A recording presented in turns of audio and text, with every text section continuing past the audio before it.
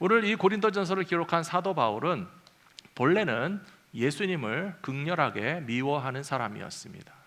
예수님께서 하나님의 아들이시라고 하는 사실을 도저히 받아들일 수가 없었습니다.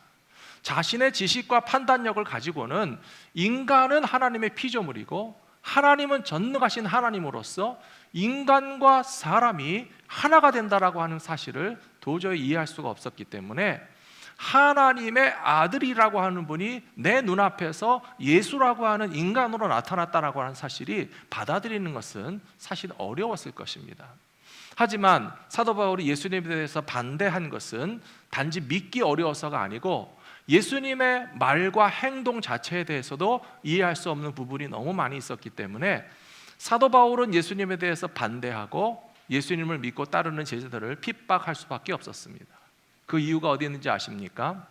사도 바울은 하나님의 백성으로서 모세에게 주신 하나님의 율법을 절대적인 가치로 알고 배우고 실천하는 사람이었습니다. 그렇다면 하나님께서 주신 율법에 규정되기를 도적질하는 것은 도덕질하는 죄를 지은 것이고 간음하는 것은 간음의 죄를 지은 것이고 율법에 나오는 모든 죄들에 대해서 그 죄를 범하면 죄인이기 때문에 하나님 앞에 죄인들은 심판받아서 마땅한데 죄인들을 향하신 예수님의 모습은 좀 달라 보이는 것입니다. 우리가 잘 알고 있지만 예수님은 죄인들에게 대해서 죄 없다 하시는 분이 아니시고요, 죄인들을 불쌍히 여기시는 예수님이십니다. 예수님께서는 죄인들이 심판을 받지 않아도 된다라고 이야기하는 분은 아니시지만 죄인들이 받는 심판을 불쌍히 여기셔서 당신이 십자가 위에서 대신 심판을 받기 위해서 오셨고 죄인들을 용서해 주시고 죄인들을 사랑해 주시며 죄인들을 치료해 주시는 예수님이라고 하는 사실에서 혼란을 느꼈다는 것입니다.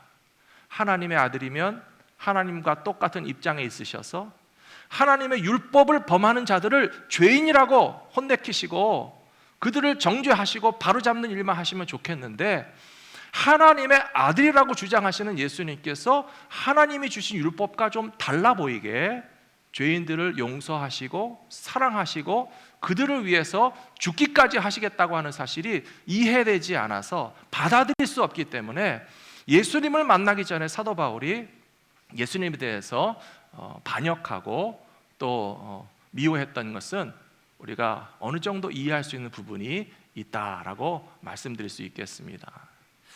인간의 눈에는요 맹점이라고 하는 부분이 있다고 합니다. 혹시 과학이나 의학을 공부하신 분들은 잘 아실 텐데요, 영어로는 블라인드 스팟이라고 하는 부분이 있어서 인간의 눈에는 양쪽 눈에 다 망막이 있습니다. 그리고 망막이라고 하는 것이 하나의 스크린 같이 되어서 빛이 들어오면 반응해서 사물을 보게 되는데요, 이 망막의 어떤 일정한 부분에는 시신경이 다발처럼 묶어져서 통과하는 부분이 있어서 그 부분에는 아무리 빛이 들어가도 사실은 보지 못하는 맹점, 블라인드 스팟이 된다라고 하는 그런 해부학적인 용어가 있습니다. 좀 더 알기 쉽게 설명드리자면 앞에 보시는 스크린이 있는데요, 스크린 전체가 다 보인다라고 생각하시죠? 근데 거기 구멍이 하나 딱 뚫려 있으면 그 부분은 우리가 볼 수 없는 부분이 될 것입니다. 혹은 카메라에도 요새 디지털 카메라에는 픽셀이라고 하는 것이 있어서 빛이 들어가면 그 빛을 받아들이는 그런 파트들이 있는데요, 거기에 만일에 한두 개의 점이 뚫리거나 구멍이 났다면 그 부분에는 빛이 들어가도 카메라가 찍지 못하는 그런 데드 스팟이 될 것입니다. 우리 인간의 눈에는 그런 맹점이 다 있습니다. 그런데 이상하게 우리의 눈에는 못 본다라고 저는 느끼지 않으시죠? 그 하나님의 솜씨가 얼마나 신기한지 모르겠어요. 맹점이 있어도 우리는 100% 뚫린 구멍 없이 보이게 느껴지는 이유는 몇 가지가 있다고 합니다. 그 중에 하나는요, 눈이 하나가 아니고 두 개가 있기 때문에 그래요. 두 개의 눈이 서로의 못 보는 부분들을 순간순간 계속 보완해 주기 때문에 일종의 상호 보정을 통해서 뚫린 부분 없이 다 보고 있다라고 느낄 뿐만 아니라 우리가 보는 물체라든지 우리가 보는 눈 자체가 꼼짝없이 고정되는 것이 아니라 끊임없이 움직이기 때문에 우리는 기억을 통해서 순간 보지 못한 부분까지 이렇게 옮겨가면 보이잖아요. 그래서 빠진 구멍 없이 보고 있다고 느낄 뿐이지 사실 우리의 눈에는 그런 맹점이 있다는 사실이 의학적으로 과학적으로 설명되고 있는 부분입니다. 제가 이 말씀을 드리는 이유는 사도 바울이 예수님을 만나기 전에는 아주 치명적인 영적 맹점 가운데서 예수님을 바라보지 못하는 그런 블라인드 스팟 속에 자기가 빠져 있었다는 점을 말씀드리려고 하는 거예요. 그리고 나중에 다메섹으로 가는 길에서 예수님을 보았고 밝은 빛으로 나타나신 예수님을 보게 됨으로써 이분이 하나님의 아들이시구나라고 하는 것을 인정하게 되었을 뿐만 아니라 사도 바울이 더 깊이 깨달은 점은 무엇인가 하면요, 우리 모두와 마찬가지이지만 마치 나 자신은 율법의 기준으로 보아도 죄인이 아닌 것처럼 착각하는 그 맹점 뒤에 자기 자신을 숨기고 있던 것에서부터 솔직해지고 회개하는 마음이 생겨나게 됐다는 것입니다. 남을 정죄하고 비판하는 사람들의 특징은 나 자신은 제외시킵니다. 나 말고 모든 사람들은 다 율법의 기준으로 봤을 때 범죄한 죄인이라고 손쉽게 정죄하면서 마치 사도 바울 자기 자신만큼은 율법의 기준에서 허물이 없는 사람인 것처럼 맹점 뒤에 숨어서 나는 죄가 없는 것처럼 생각했었지만, 그러나 예수님을 보는 눈이 떠지게 되면 나 자신이 죄인인 것도 깨닫게 되고 회개하는 마음이 생겨나서 주님 앞에 찾아가게 될 줄로 믿습니다. 사랑하는 성도 여러분, 그것이 바로 교회입니다. 교회의 일원이 되는 자격 조건이 있다면 저는 바로 그것이라고 생각합니다. 예수님을 보지 못하던 어두운 눈이 밝아져서 하나님의 아들이시고 인간의 모습으로 오신 예수님께서 나의 죄를 용서해 주시려고 십자가 위에서 죽으시고 살아나셨다라고 하는 사실을 믿는 사람들이라면 교회의 일원이 될 수 있는 자격이 생겼다는 사실을 믿으시기 바랍니다. 그리고 예수님의 십자가의 공로는 나 말고 다른 사람들을 위한 것이 아니라 바로 나를 용서하시고 나의 죄를 사하시기 위해서 나를 향하신 하나님의 사랑이라고 인정하는 믿음을 가지신 분들이라면 주님의 몸인 교회의 일원이 될 수 있는 자격이 생긴 것을 기억하시면서 예수님의 몸에 언제까지나 붙어 있으실 수 있는 거룩한 백성들이 다 되시기를 축복합니다. 그래서 오늘 말씀 첫 번째로 주님의 교회를 사랑하는 사람들은 맡은 일에 충성하는 사람들입니다 라고 하는 내용이 고린도전서 4장에 나와 있습니다. 먼저 1절 말씀해 보시면 그렇다면 사람들은 마땅히 우리를 그리스도의 일꾼이며 하나님의 비밀을 맡은 사람으로 여겨야 합니다 라고 되어 있습니다. 현대인의 성경에서는 첫 번째 나오는 단어가 그렇다면입니다. 개역개정 성경을 찾아보시면 그렇다면이라고 하는 표현은 빠져 있습니다.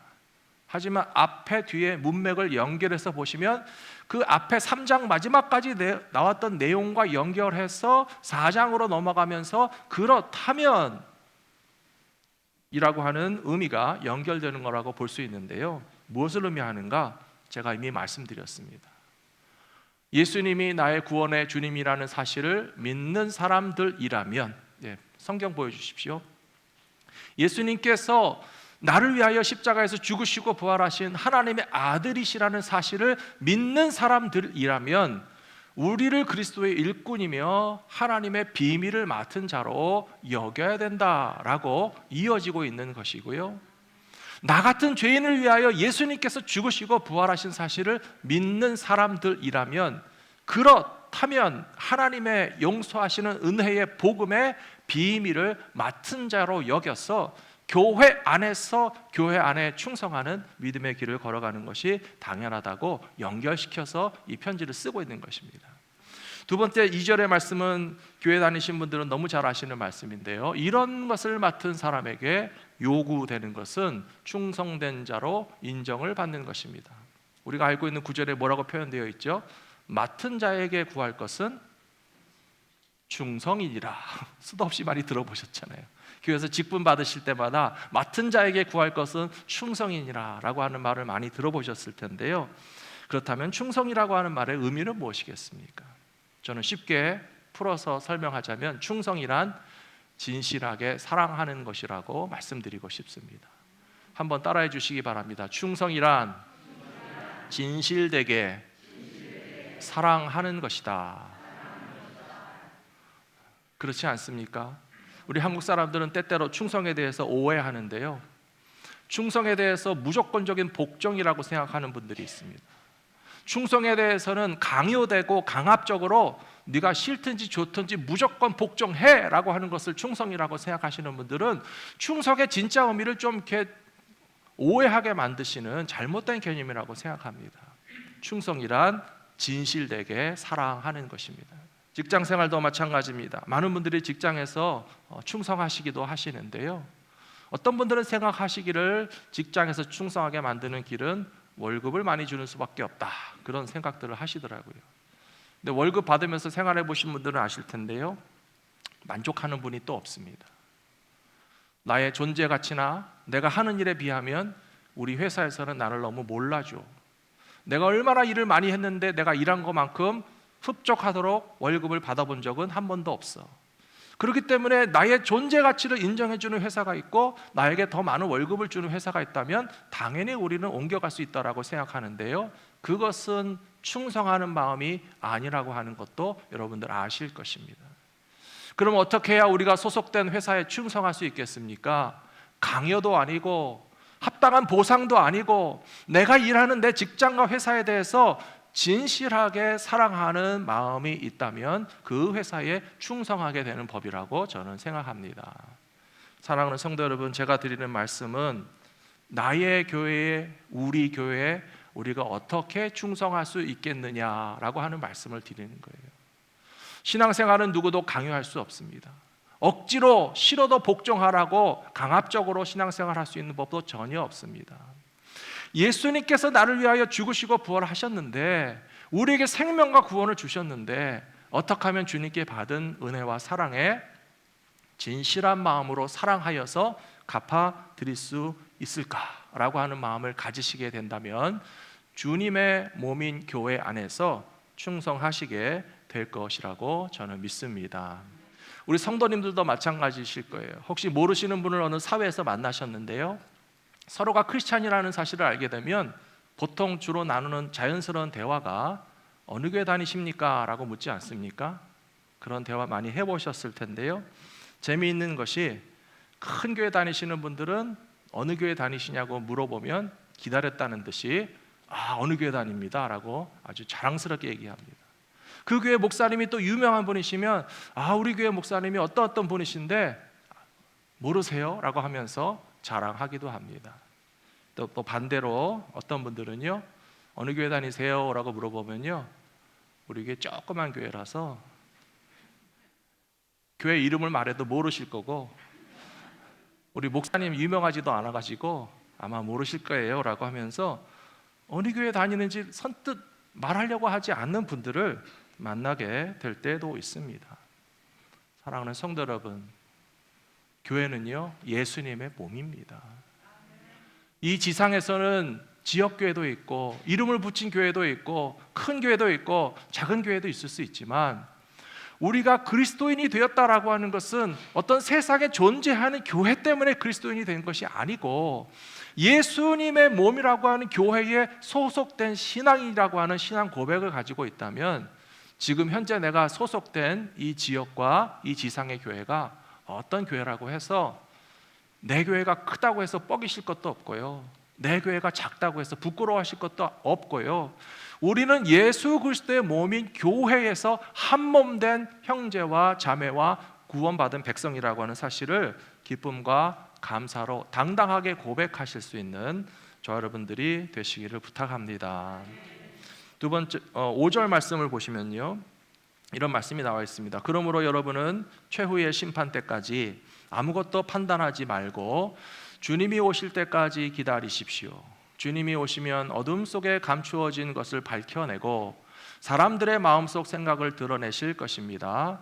그때에는 각 사람이 하나님께 칭찬을 받을 것입니다. 사도 바울이 말합니다.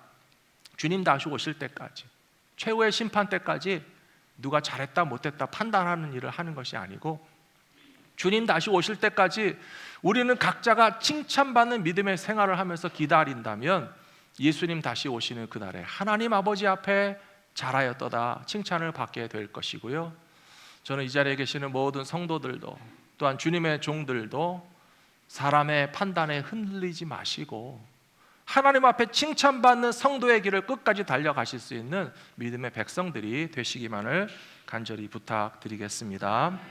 두 번째로, 신앙 성장을 위해서는 지식만 전달하는 스승보다는 아버지의 마음을 가진 섬기는 지도자가 꼭 필요하다고 사도 바울이 쓰고 있습니다. 하나의 어린 생명이, 어린아이가 자라날 때 우리는 가장 중요한 사람이 부모라고 하는 사실을 알고 있습니다. 그런데 어떤 분들은 생각하실 때에 아이를 키울 때 아버지는 별로 소용이 없고 엄마만 있어도 돼 라고 생각하시는 분들도 계시죠. 근데 그것은 아주 틀린 생각입니다. 그 사실을 다른 사람이 아닌 엄마에게 물어보시면 됩니다. 엄마 혼자 키우는 게 쉽겠습니까? 아빠와 함께 자식을 키우는 게 쉽겠습니까? 라고 묻는다면 당연히 아빠가 함께 해줘서 2배의 관심과 2배의 사랑과 2배의 노력을 한 아이에게 쏟아 부어도 아이 하나를 키우는 것이 쉽지 않은데, 아이를 자라게 하는데 엄마만 있으면 충분하다라고 하는 말은 얼마나 틀린 생각인지를 우리는 금방 이해하게 될 것입니다. 지금 사도 바울이 이야기하는 것은 교회에 대해서 말하는 것입니다. 그리스도 안에서 10,000명의 스승을 구하는 것은 어렵지 않지만 성경을 가르치는 목사와 교사와 교수와 성경학자들은 이 세상에 얼마든지 있다 할지라도 아버지의 마음을 가지고 교회와 성도들을 사랑으로 가르치고 인도할 사람을 만나는 것은 흔치 않은 일이다 라고 하는 사실을 사도 바울이 이야기하면서 오늘 15절의 말씀에 보시면, 나는 여러분에게 기쁜 소식을 전함으로 그리스도 예수님 안에서 여러분의 아버지가 되었습니다 라고 이야기하고 있습니다. 여기 2가지 의미가 있다고 생각합니다. 고린도 교회 성도들 중에서 일부는 실제로 사도 바울의 전도를 듣고 예수를 믿은 사람이 있습니다. 그렇다면 아주 문자적으로 사도 바울 자체가 믿음으로 낳은 자녀라고 말할 수 있지 않겠습니까? 내가 복음 전해서 또 사도 바울의 선교 사역을 통해서 크리스찬이 된 사람들은 진짜 영적인 아버지의 자격이 있다라고 볼 수 있는데요, 그렇다고 해서 고린도 교회에 있는 모든 성도들이 다 사도 바울의 전도를 받고 예수를 믿은 것은 아니었습니다. 하지만 적어도 사도 바울은 그들을 향해서 아버지의 마음을 가지고 사역했고 아버지의 마음을 가지고 이 편지를 쓰고 있다는 사실에 대해서 우리가 생각해 볼 필요가 있다라고 하는 것입니다. 예수님 시대에도 성경을 가르치는 선생님들은 굉장히 많았습니다. 랍비들이 있었죠. 율법학자들이 있었습니다. 바리새인들도 율법을 잘 알고 가르치는 데 있어서 선생 역할을 하는 사람들이었습니다. 그리고 예배를 인도하는 제사장들도 성전을 중심으로 교회의 권력을 쥐고 있었습니다. 근데 참 이상하게도 랍비들, 율법학자들, 서기관들, 바리새인들, 제사장들이 한결같이 예수님과 충돌하고 대립했다는 것이 참 이상하지 않습니까? 하나님의 말씀을 가르친다라고 하는 사람들인데 바로 그 말씀을 주신 하나님의 아들이신 예수님하고는 사사건건 충돌하고 대립했다라고 하는 거예요. 그렇다면 차이가 어디서 날까요? 성경 지식에서 차이가 나겠습니까? 하나님을 인정하는 것에 있어서 다르다고 생각하십니까? 그렇지 않습니다. 똑같은 율법이고 똑같은 하나님의 말씀이고 여호와 하나님을 인정하는 것에 있어서는 다를 바가 없지만 저는 결정적인 차이점, 하나님의 백성들을 아버지와 같은 마음으로 사랑하시는 분은 예수님이셨고, 하나님의 백성들을 사랑하는 데는 관심이 없고 그들이 가진 성경의 지식과 종교적인 권력을 가지고 자기 자신만을 높이려고 하는 마음을 가진 사람들과 하나님의 백성들을 사랑하신 아버지의 마음을 가진 예수님과는 다르기 때문에 충돌하고 대립할 수밖에 없었다라고 해석할 수가 있습니다. 예수님은 이와 같은 상황에 대해서 우리에게 설명해 주신 비유가 있습니다. 그것은 바로 선한 목자와 삭군 목자에 관한 예수님의 비유입니다. 양떼를 보살피는 목자의 일을 하는 것은 똑같지만 선한 목자의 경우에는 자기 양들을 사랑해서 사나운 짐승이 쫓아와도 그 사나운 짐승과 맞서 싸우고 사나운 짐승에게 물려 끌려가는 어린 새끼를 쫓아가서 생명을 건져내서 구해오기 위해서 자신의 위험이 빠지는 것에 대해서는 전혀 생각하지 않지만, 삭군 목자라고 한다면 사나운 짐승이 찾아오면 나만 살겠다고 양떼를 버리고 위험한 상황 가운데서 책임을 지지 않으려고 하는 것이 바로 삭군 목자다라고 예수님 말씀하신 것처럼 성경을 가르치는 지식과 능력을 가진 것이 중요한 것이 아닙니다. 오늘 사도 바울이 하는 말씀처럼 10,000명의 스승을 구하는 것은 어렵지 않은 일이겠지만 아버지의 마음을 가지고 사역하는 사도 바울의 마음을 이해해 달라라고 한 것처럼 우리들도 교회와 성도들을 사랑하여서 선한 목자의 마음으로 신앙생활 하시고 교회를 섬겨 주실 수 있는 저와 여러분들이 되시기를 부탁합니다. 마지막 세 번째로 주님의 몸인 교회를 든든하게 하는 방법은 말에 있지 않고 능력에 있다라고 고린도전서 4장에서 우리에게 가르쳐 주시고 있습니다. 오늘 드린 말씀을 잠깐 정리해 보겠습니다. 교회는 주님의 몸이라고 말씀드렸습니다.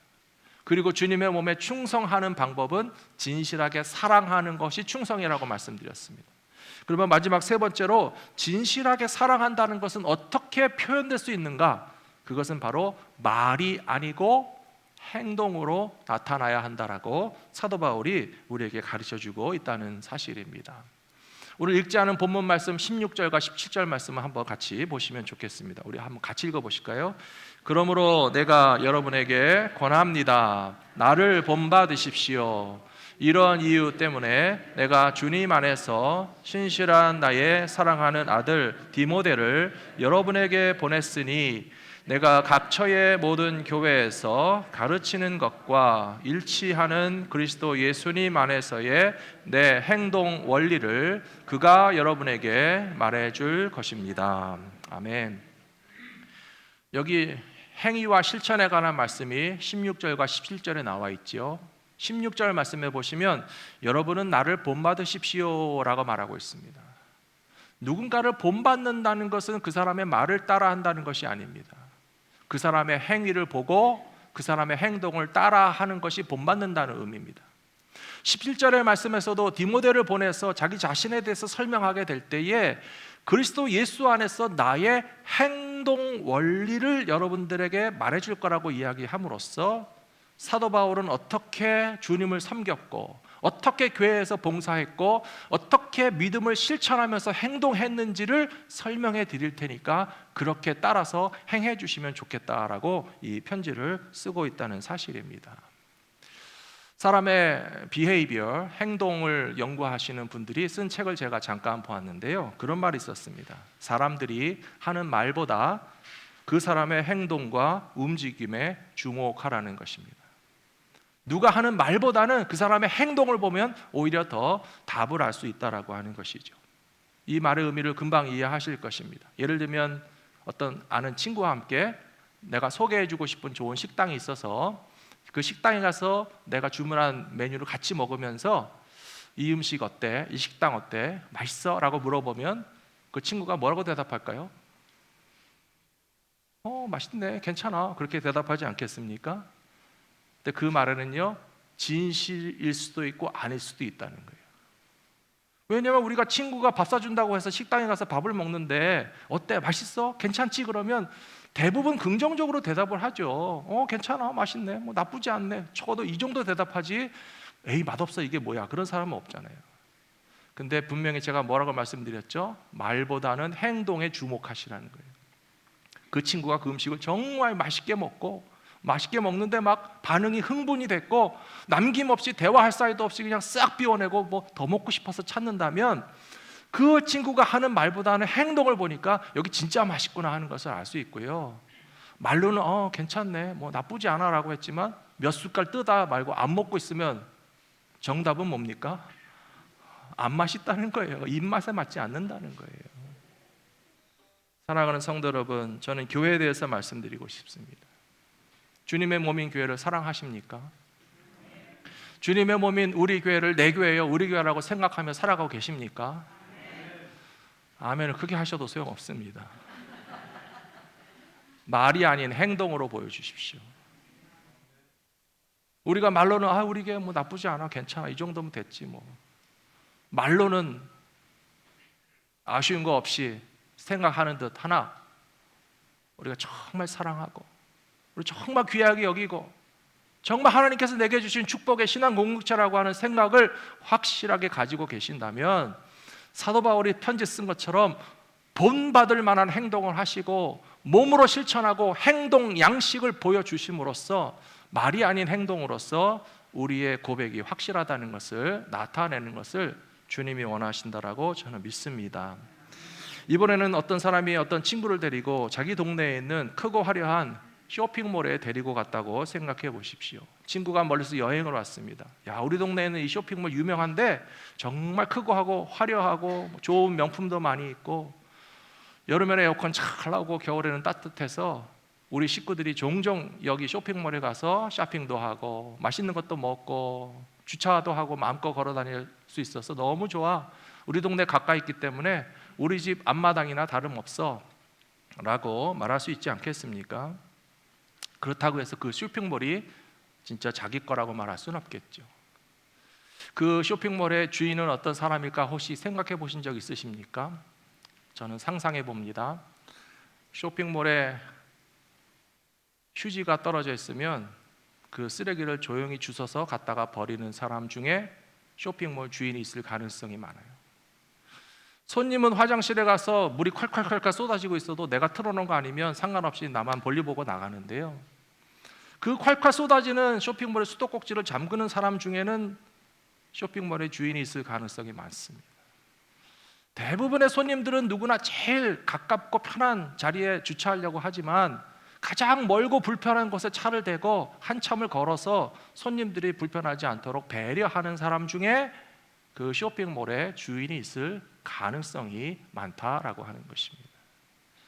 우리가 어느 교회에 찾아가서라도 이 교회는 참 좋구나, 이 교회가 내 교회구나, 우리 교회구나, 너무 감사한 일입니다. 하지만 교회에 아픔이 있고 교회 부서진 데가 있고 교회 부족한 데가 있고 교회가 더 온전해지고 바로 서야 될 부분이 있을 때에 그것을 남의 일로 생각하는 것이 아니라 나의 일로 생각해서 굳은 일, 아픈 일, 힘든 일 손을 걷어붙이고 덤비시는 분들이 바로 내 교회요, 우리 교회라고 말할 수 있지 않겠습니까? 사랑하는 성도 여러분, 우리 교회가 바로 이런 나의 교회라고 고백한다면 우리는 분명히 경험하게 될 것이라고 저는 믿습니다. 아, 우리가 지금 예수님의 몸 안에 함께 있구나, 예수님의 몸인 교회 안에 붙어 있기 때문에 형제와 자매들이 이렇게 신앙생활하는 것이 주님이 기뻐하시는 일이구나 라고 하는 것을 깨닫고 믿음의 길을 끝까지 달려가심으로써 주님 다시 오실 날에 오늘 말씀 기록되어 있는 것처럼 칭찬을 받으시는 모든 성도들이 다 되시기를 주의 이름으로 축복합니다.